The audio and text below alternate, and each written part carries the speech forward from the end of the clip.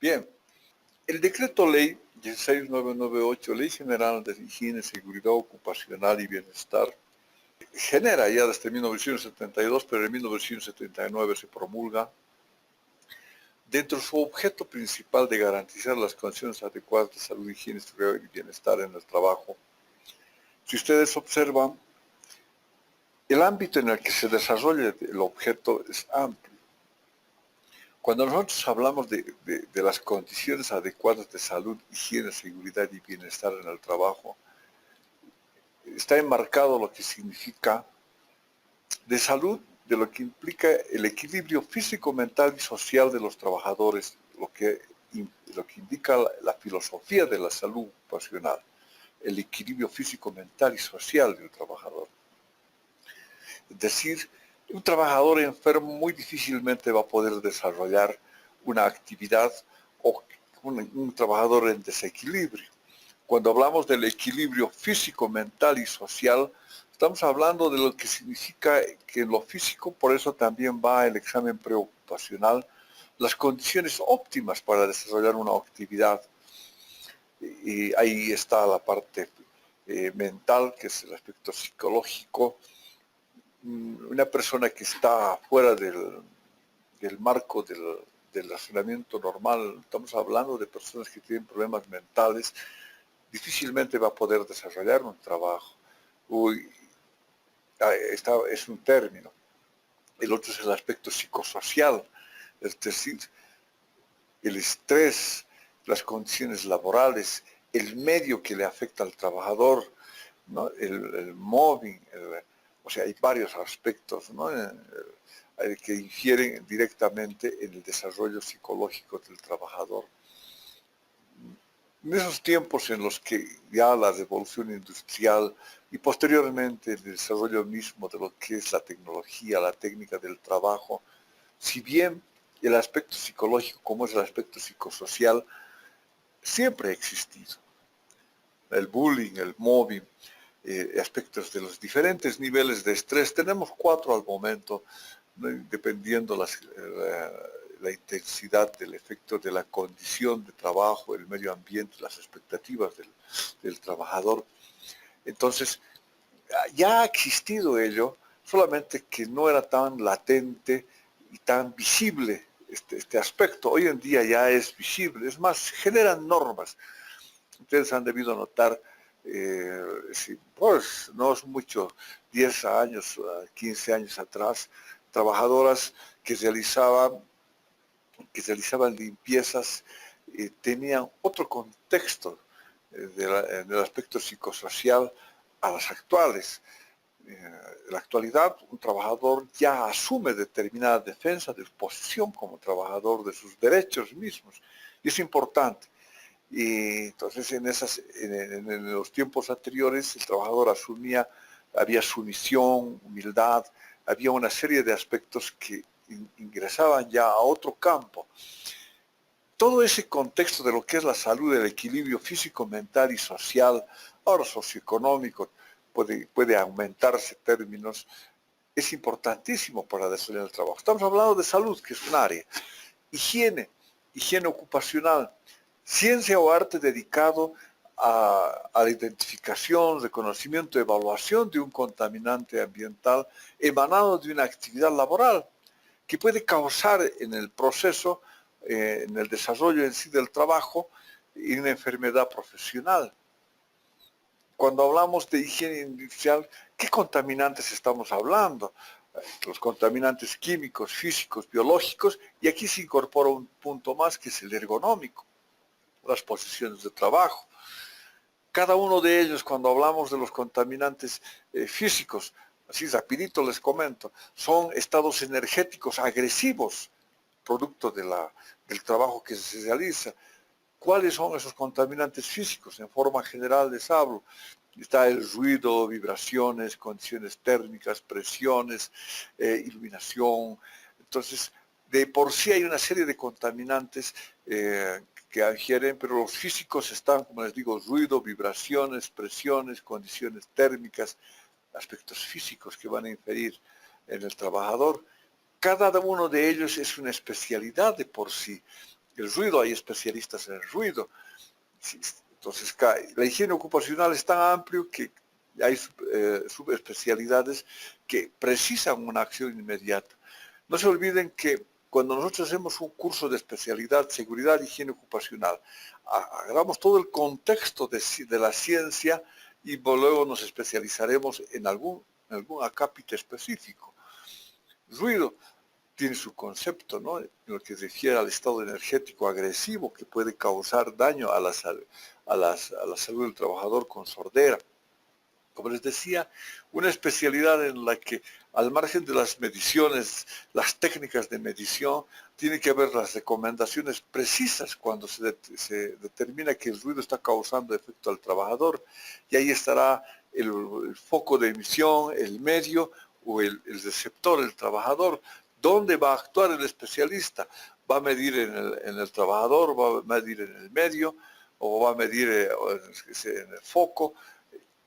Son aspectos de los cuales exigen resultados para tener políticas o medidas que van a coadyuvar a mejorar el medio ambiente laboral.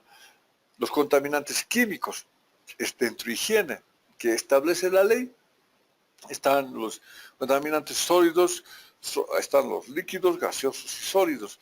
Los químicos pueden ser polvo, humo, fumo, gases, aerosoles, nieblas, contaminantes químicos que pueden afectar. Ahora, dentro de los contaminantes químicos está la característica del contaminante químico. Si es sólido, polvo. Yo les doy un ejemplo. Tiene lo que significa un concepto propio. Polvo, partículas en suspensión del producto de la desintegración mecánica de una roca. Polvo. ¿Cuándo es dañino el polvo? En el diámetro de 3, 5, 10 micras. De 5 a 10 micras es dañino. Entonces, ¿qué tipo de polvo? ¿De sílice, de aluminio? ¿Qué mineral? ¿O qué característica química tiene? Ese polvo, ¿cuál es su efecto toxicológico cuando ingresa al organismo? ¿Se disuelve? No se disuelve. Si no se disuelve, ingresa al pulmón, produce una enfermedad neumoconiótica. Si se disuelve, ¿dónde afecta? Al sistema hepático, al sistema gastrointestinal, al sistema hematopoyético. Es decir, ustedes van notando el objeto, cuando se habla de garantizar condiciones adecuadas de salud, higiene y seguridad, en el que enseguida vemos, es amplio. Cuando hablamos de seguridad que está en la ley, es otro tema. Estamos hablando de infraestructura, estructura, condiciones de trabajo. Estamos hablando de lo que significa prevención de incendios, orden y limpieza, ropa de trabajo, equipo de protección personal, guardas y protectores de maquinarias, ¿no? Riesgos eléctricos. Todo ello, necesariamente, el conocimiento de estos aspectos van a generar en un momento dado en la aplicación de una acción, una medida o una política. Si no conocemos adecuadamente a qué se refiere con garantizar las condiciones de salud, higiene y seguridad y bienestar en el trabajo, muy difícilmente vamos a poder darle el equilibrio adecuado de acciones técnicas. El bienestar a las condiciones del trabajador en las que debe desarrollar. La ley establece claramente en lo que refiere a un artículo específico que debe dársele, por decir un ejemplo, sus toallas, su jaboncillo, bienestar. Comedores, servicios higiénicos. Entonces, ese es el bienestar del trabajador. Todo ello es un conjunto de acciones que van a llevar un buen trabajo. De tal manera de que en un momento dado, como dice la norma, hay que lograr un ambiente desprovisto de riesgos para la salud psicofísica de los trabajadores. En sí, con todo ese contexto de lo que hemos conversado, estamos hablando, está relacionado a ese de lo que les hablaba, al decreto básico reglamentario de seguridad y higiene industrial. Y ustedes ven en este decreto reglamentario básico, habla de los mismos conceptos, diferente terminología, pero hablamos de lo mismo, a gran diferencia de que este decreto de 1958, ¿no? Habla de contaminantes químicos, cosa que después la ley de 1979 no se ha reglamentado.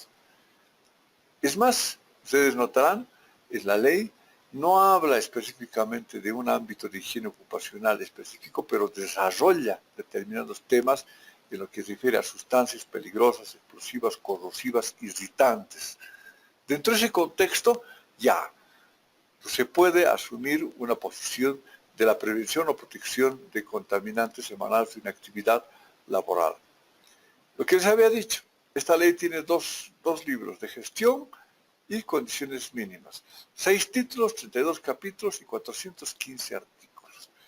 Dentro de esto, el objeto de aplicación, el que hemos desarrollado un poco más en detalle, el garantizar las condiciones de seguridad y salud en el trabajo, en cualquier actividad, ya sea de seguridad, higiene ocupacional, en ese ámbito, a cualquier actividad se debe aplicar esos conceptos, y vienen las definiciones generales y comunes. El objeto en sí, hemos hablado bastante al respecto, y ahí viene. De las obligaciones de los empleadores otorgar condiciones adecuadas de trabajo, tal como dice el objeto. Capacitar, instruir, darle al trabajador todas las condiciones medioambientales de trabajo seguras, ¿no? Darle ropa de trabajo, otorgarle ventilación, iluminación, lo que dice la ley. Enseguida vamos a ver el desarrollo de las condiciones mínimas y ahí es donde veremos cuáles son las condiciones en las obligaciones de los empleadores. Es todo en sí. Y de los trabajadores, obedecer los reglamentos y los procedimientos que se otorgan para evitar accidentes y enfermedades profesionales. Ahí está. Evitar el consumo de alcohol, medidas con medicamentos isotrópicos y otros que puedan afectar la seguridad y la salud de los trabajadores. Existe una prohibición de mujeres y menores de edad frente al riesgo. Entonces, aquí es donde existe una relación directa de lo que significa, sí, se puede emplear, pero observando siempre el riesgo ocupacional al que se expone. Prohibido. En otras palabras, si existen riesgos que puedan afectar la salud y la seguridad de las mujeres y menores de edad. De los órganos de ejecución y sus atribuciones. Existe un Consejo Nacional de Seguridad, Higiene Ocupacional y Bienestar que habla del artículo 11 al 18, y en este Consejo Nacional es donde se deben establecer las políticas. Este Consejo Nacional está involucrado a la Dirección General de Seguridad y Higiene Ocupacional, al Instituto, no es Instituto Nacional, al Ministerio de Salud, que muchas veces representa el INSO y otras veces representa a la autoridad máxima que es el Ministro de Salud, Ministerio de Minería, la COF, o sea, la Central Obrera Boliviana, y representantes de la Confederación de Empresarios Privados. Es un consejo tripartito, y está el Ministerio de Trabajo, lógicamente. En este consejo tripartito es donde se dilucidan las políticas, las acciones, la protección de los técnicos en seguridad y higiene ocupacional. Tiene muchas tareas, la tarea de velar por los convenios internacionales, la relación estrecha entre diferentes entidades que se dedican al área. Mientras que la Dirección General de Higiene y Seguridad Ocupacional, que es el ente ejecutivo fiscalizador de esta ley, y la ley le faculta a ello, a través de sistemas de inspectoría. El Instituto Nacional de Salud Ocupacional, que es representante del Ministerio de Salud, es parte del Consejo Nacional. ¿Y quién hace las inspecciones y la supervisión? El Ministerio de Trabajo, a través de sus jurisdicciones pertinentes, tiene un cuerpo de inspectores desplazados a nivel nacional, están facultados por ley a hacer la inspección y la supervisión en lo que refiere a seguridad y higiene ocupacional. Y finalmente existen los comités mixtos, del artículo 30 al 37 de la ley, la obligación de que todas las actividades deben conformar comités mixtos paritarios. Esto está reglamentado con la resolución ministerial 496/04, donde se establece de que toda actividad de empresa que tenga 10 trabajadores adelante debe tener un comité mixto. Y en base a ello, este comité mixto elegirá en forma paritaria a sus representantes, en este caso, 2 de los empleadores, 2 de los trabajadores, dependiendo del número, y sus alternos, lógicamente. Hay un presidente, un secretario y los vocales en forma paritaria. El presidente siempre será el empleador o el patrón, y el segundo es el trabajador. La pregunta será, ¿y por qué siempre el presidente? Porque es la persona que va a viabilizar, sustentar, otorgar los medios disponibles para corregir todas las observaciones realizadas por el comité mixto. Es decir, una de las tareas del Comité Mixto de Higiene y Seguridad Ocupacional es hacer inspecciones, por lo menos mensuales. Y en esas inspecciones, lógicamente, en un libro de actas, se velará por el cumplimiento de los acuerdos llegados. Es decir, si el Comité Mixto ha realizado una tarea y ha observado los riesgos eléctricos, no hay ropa de trabajo y no hay señalización, estamos hablando de que el comité mixto debe, en ese ámbito paritario, hacer cumplir ello, tal como dice en el reglamento. Debe otorgársele el presidente debe otorgar todas las disposiciones, tanto económicas como administrativas, para que se corrija con tiempos establecidos. Este comité mixto tiene la responsabilidad, al margen de hacer las inspecciones técnicas, de elaborar informes mensuales o trimestrales, perdón. Después de haber hecho las inspecciones, el comité mixto elabora informes trimestrales y envía estos informes trimestrales a la autoridad jurisdiccional de trabajo. De tal manera que tiene la obligación, el comité mixto, de presentar 4 informes trimestrales anuales y un resumen de ello, un quinto anual de todo lo que se ha hecho. La no presentación de estos informes trimestrales y el anual de cualquier actividad o empresa se convierte en infracción social, es decir, se sanciona. Muchas empresas no cumplen con ello. Cuando ya el inspector o la autoridad jurisdiccional de trabajo va, ya se emiten nomás las sanciones respectivas. Mientras que en estos comités mixtos se va haciendo las inspecciones, el empleador ya tiene que prever las obligaciones económicas para corregir, dotar ropa de trabajo o lo que faltare en las observaciones que se han otorgado. El funcionamiento de estos comités mixtos es vital porque debido a ello, tanto los trabajadores como el empleador ya están en lo que se refiere ingresando a la convicción de otorgarles de niveles de prevención o protección en higiene y seguridad ocupacional. Son conscientes de la aplicación de la norma y de las técnicas. Hablábamos de normas, por ejemplo, normas voluntarias. Cuando no existen normas nacionales, asumiremos una internacional para guía y el buen cumplimiento de lo que significa la seguridad y higiene ocupacional. El título 4 de los servicios de la empresa, tal como habíamos hablado en el capítulo 1, habla de los servicios médicos de empresa, que está relacionado con el artículo 80 de la Ley General del Trabajo. La empresa debe tener servicios médicos en función a la tasa de accidentabilidad. No dice un número ni nada, debe tener simplemente. Pero eso nos lleva a pensar, y muchos ustedes se deben preguntar, ¿cuándo debo tener un servicio médico en la empresa? Cuando tenga 500 trabajadores. Y la misma Ley General del Trabajo coadyuva en ello y es 80 trabajadores adelante.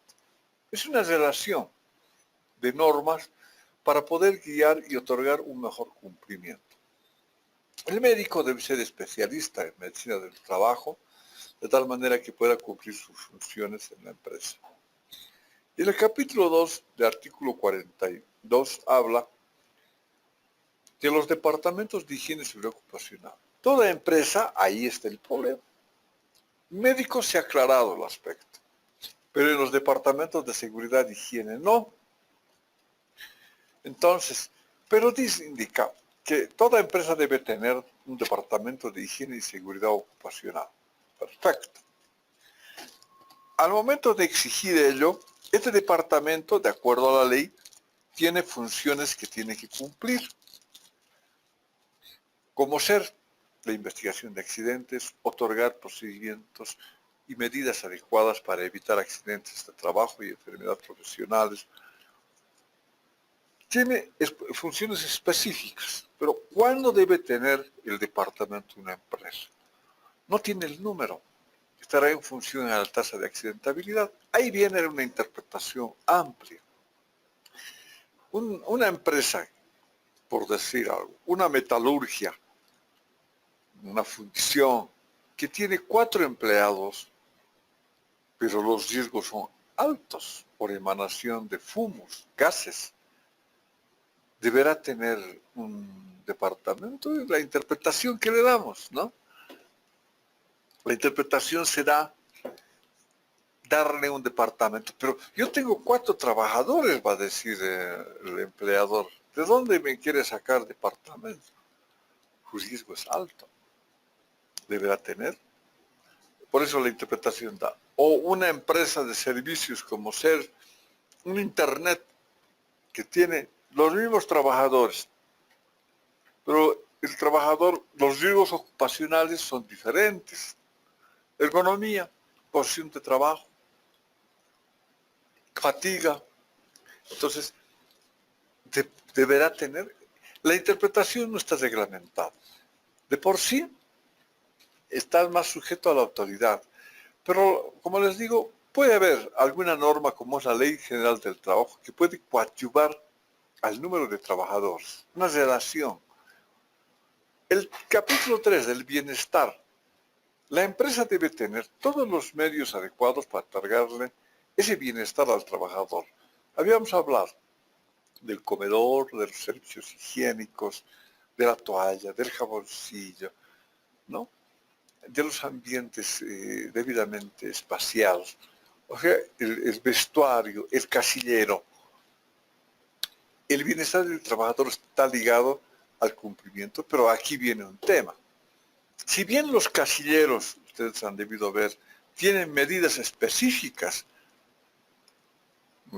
para ser cumplidas, y las preguntas que vienen es, pero mi empresa tengo yo 2 trabajadores, un cuarto, o sea, la empresa, una fotocopiadora, por decirle, es pequeño. ¿Dónde voy a meter los casilleros si es 1,50 o 1,20 por 1,50? Un tanto tiene que ir en función a los riesgos ocupacionales, pero la norma está ahí, ¿no? O una empresa de un banco, que todos los trabajadores les dotan ropa de trabajo y vienen desde su casa ya cambiados. Obligatorio tener casilleros, pero tenemos un área donde podemos dejar nuestros implementos personales. Consideraríamos eso un vestuario, un casillero. Entonces, la interpretación no está reglamentada al respecto. Cuando hablamos nosotros de lo que es de las infracciones y sanciones, el procedimiento de infracciones a leyes de higiene y seguridad ocupacional están ligados directamente, todos, de los 415 artículos, ustedes van a ver,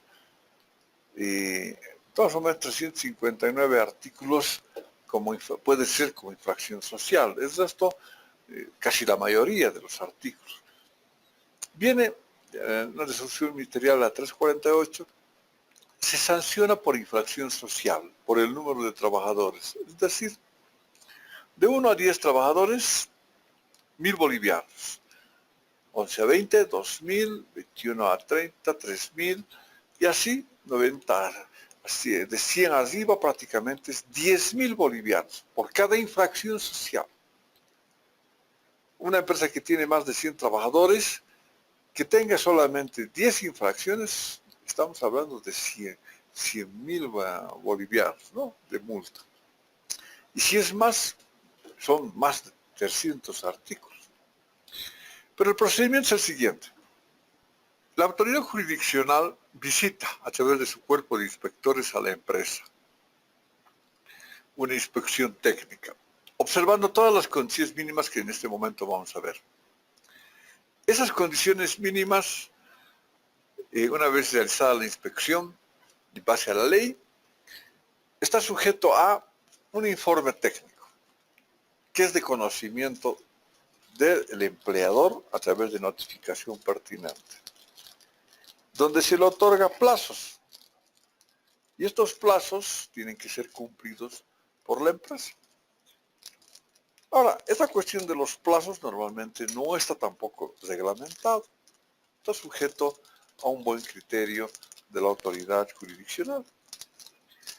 Entonces, una vez que emite su informe con los plazos pertinentes, el empleador tiene los plazos para corregir todo lo que ha observado. Por decir algo, se ha observado señalización, se ha observado extintores, botiquín de primeros auxilios, las condiciones mínimas. Le da un plazo. Pasado ese plazo, el inspector tiene que reinspeccionar. Y en la reinspección es taxativo. Es decir, observa lo que, si ha cumplido o no las observaciones que se ha hecho en la inspección inicial. No ha cumplido, pasan todos esos artículos o esas infracciones que no ha cumplido a ser infracciones sociales sancionables. Y el inspector, en número a los puntos que no ha cumplido, utiliza la tablita por decirle 10 no ha cumplido y son 100, entonces a 10.000 estamos hablando de 80.000 bolivianos más o menos de sanción. Más o menos, ¿no? Yo les pongo. Tiene 100 trabajadores a 10.000 bolivianos. Tiene 10 infracciones. Son 10.000, 100.000 bolivianos. Por eso, ¿no?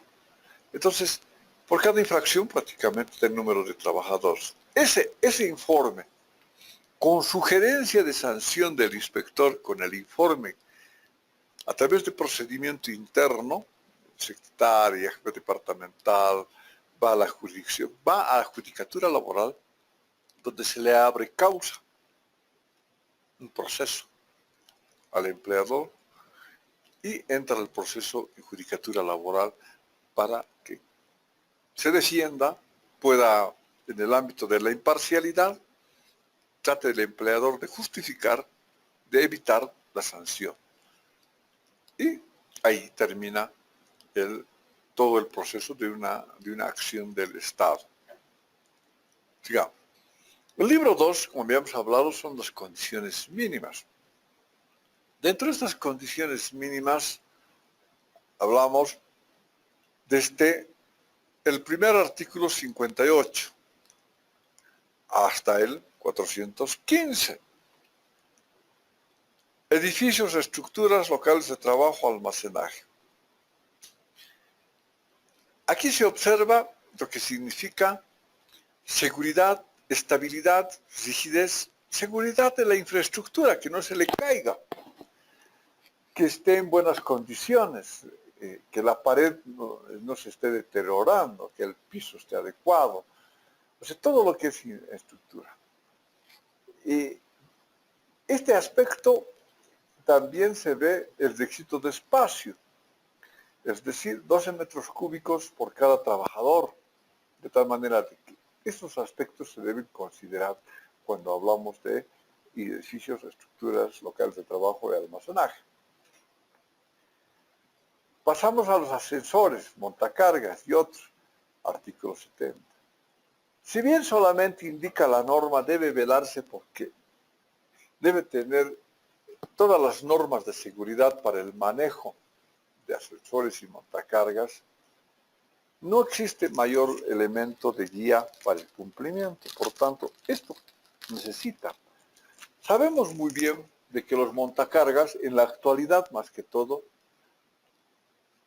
los montacargas, todos los elementos, todos los equipos pesados, deben tener, las empresas ya tienen una costumbre, se manejan de que todo gruista debe ser acreditado con una especie de brevet, que lo hace IPNORCA y en Santa Cruz otra institución. Por motivos de, como les indicaba, determinadas normas coadyuvan al buen desarrollo y a la buena ejecución de procedimientos y políticas, como en este caso de montacargas o equipos de grúas. Y eso hace de que otras normas, como en este caso, ¿quién certifica el brevet de grúa? No existe en este momento del Estado, lo hace una empresa particular. Tal vez tengo entendido que IPNORCA lo hace, pero no es del Estado. Pero coadyuva. De las vías de acceso y comunicaciones. Ustedes van a notar del artículo 82 al 84, habla estrictamente de todo lo que son galerías, callejones en minería. Hay un artículo que habla de trabajos subterráneos, nada más. Se refiere a todo aquella vía acceso y comunicaciones de bajo tierra, bajo rasante. Mientras que vías de escape se refiere encima rasante, por dónde va a salir. Esto es parte de lo que significa prevención y protección contra incendios, vía de escape. Está establecido, todas las áreas de trabajo deben tener una vía de escape. No dice cómo, pero deben tener. Ya. Iluminación. El artículo 6, inciso 10, ese es de las obligaciones del empleador. Debe tener buena iluminación, y el artículo 72-73 indica que igual deben tener condiciones adecuadas de iluminación. No está reglamentado, pero existe la norma boliviana 5802 que nos dice, hay la técnica de medición, los niveles permisibles y cómo se debe hacer hasta un informe. Coadyuva, pero en este momento no existe una norma del Estado para su iluminación. Ventilación. Un término general utilizado, porque no solamente es ventilación. Cuando hablamos de ventilación en los términos generales, estamos hablando de extracción, exhaustión, movimiento de aire, renovación de aire. Por un lado, también hablamos del porcentaje de oxígeno que debe tener 18% un ambiente laboral.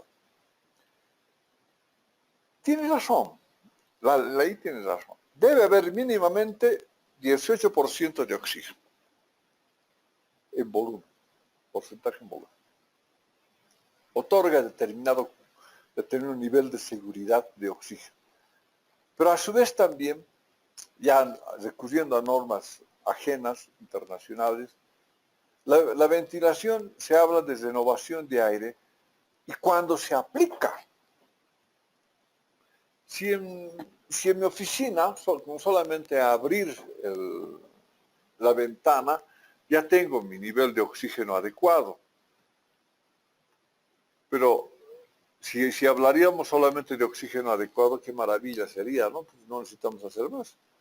La pregunta es, ¿por qué estamos midiendo nivel de oxígeno? Hay contaminantes químicos, fundamentalmente.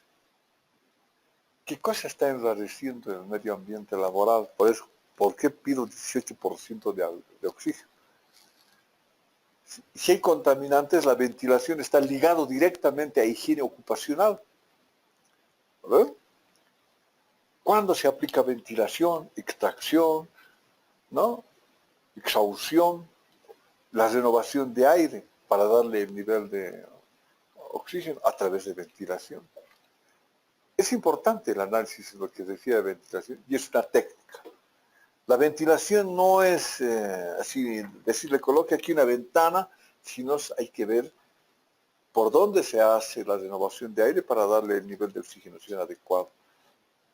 Es decir, una fábrica textil donde está siendo tejido, la trama y la urdimbre van en el tejido, Y de repente el tejido, la fibra de lana, entra a un frío intenso en el ambiente laboral. Entonces, el tejido, o sea, la lana, se va a contraer. Y cuando salga el tejido va a salir bien tupido, porque la estructura lineal de la lana por el frío se ha contraído. Es importantísimo en lo que se refiere a este aspecto, el comportamiento de las condiciones ambientales. Ventilación es para estudio. Prevención, protección contra incendios, del artículo 89 al 104. El 89 le habla directamente nivel bajo, medio y alto, normal, medio y alto, ¿no ve? Bajo. ¿Qué me da a entender esa clasificación de la ley? De que mi actividad tiene riesgo bajo, no va a haber incendio, firma el especialista. Pero ¿qué pasa si hay riesgo alto? Medidas. ¿Qué tipo de medidas? No está en la norma, no está reglamentado. Carga de fuego, extintores, implementación de paredes cortafuego, ¿no? Entonces ya, de por sí, ello de lo que refiere a prevención, protección contra incendios, otorga lineamientos y metodologías para prevenir, ¿no? Oiga, otra vez el tiempo se me ha acabado. Qué barbaridad. Sistema de alarma contra incendios. También es una obligación dentro de la ley. Debe haber. Simulacros de incendios, 2 veces al año. Debe haber. Protección contra rayos. El tema de protección contra rayos está ya en la época actual ligado a lo que es la construcción. Y todos los edificios nuevos en la actualidad tienen lo que significa el sistema de protección contra rayos en su misma estructura. Pero antes, si ustedes iban por el campo, había, yendo Guarina, La Paz Guarina, casitas donde tenían su triángulo un triángulo con alambre de cobre y es orientado al piso para evitar caídas eléctricas, en este caso rayos, ¿no? Se trata de evitar que la tormenta eléctrica vaya a otro lado. Conexión a tierra de estructuras o equipos. Ustedes saben muy bien que toda estructura tiene 3 polos, el de tierra y los 2 vivos. Debe manejarse así, pero muchas veces eliminamos. Extintores contra incendios. Indica el número de extintores en función al riesgo. De arriba hemos hablado. ¿Cuál es el nivel de riesgo de la empresa? En función a ello se podrá hacer hasta un cálculo básico de la ubicación de extintores y de qué tipo de extintores se tiene, ¿no? Bien, sigamos. Maquinarias y resguardos. El artículo 6, inciso 6, habla, el empleador deberá proteger las máquinas, dice. Del 107 al 21, toda máquina debe tener la protección debida. Sí, entonces, ya está dando una instructiva. Equipo eléctrico, aquí están los riesgos eléctricos. La norma boliviana 777. Esa es la base de todo. Meterse a otro campo, electricidad es una especialidad y eso nos puede otorgar conflicto, ¿no? Bien, sigamos. Herramientas manuales y herramientas portátiles motrices. Habla, debe existir las buenas condiciones de las herramientas manuales y portátiles. Es lo que habla la ley, pero no dice cómo. Hay que hacer un reglamento. Bien, ¿qué hora tenemos? Un minutito, por favor. Ya. 11 de la mañana. Equipos para soldar y protecciones afines. Específico. Artículo 194. Le habla del equipo especial para soldar. Ustedes van a ir viendo la ley. Se trata de una especie de reglamento y ley que en esa época daba mucho énfasis a algunos aspectos y algunos no, solamente daban medidas generales. El caso de hornos y secadores habla de la medición de temperaturas y ahí termina. Calor y humedad, debe evitarse que el trabajador esté expuesto a estos parámetros. De forma general habla. Ruido, del 324 al 326 habla de que ninguna actividad debe tener ruidos que dañen la salud, así. Pero, ¿cuál es el nivel permisible? No es reglamentado. Tomamos normalmente de la ACGIH, el valor permisible, así como de los contaminantes químicos, de tal manera de que con esa norma tratamos de subsanar una guía, porque en la ley no hay. Vibración, en el mismo sentido que el ruido. Sustancias químicas tóxicas y irritantes infecciosas. Directamente el contacto y de los procedimientos que debe tener todo trabajador cuando entra a un ambiente de sustancias químicas, pueden ser tóxicas, irritantes. Entonces, hay, pero no está reglamentado cuál. La NFPA es el mejorcito. Protección a la salud y bienestar, lo que hemos hablado. El trabajador debe tener agua para su uso general, fuentes para beber, debe tener disposición de basuras industriales, servicios higiénicos, vestuarios casilleros, puestos sanitarios de médicos o primeros auxilios.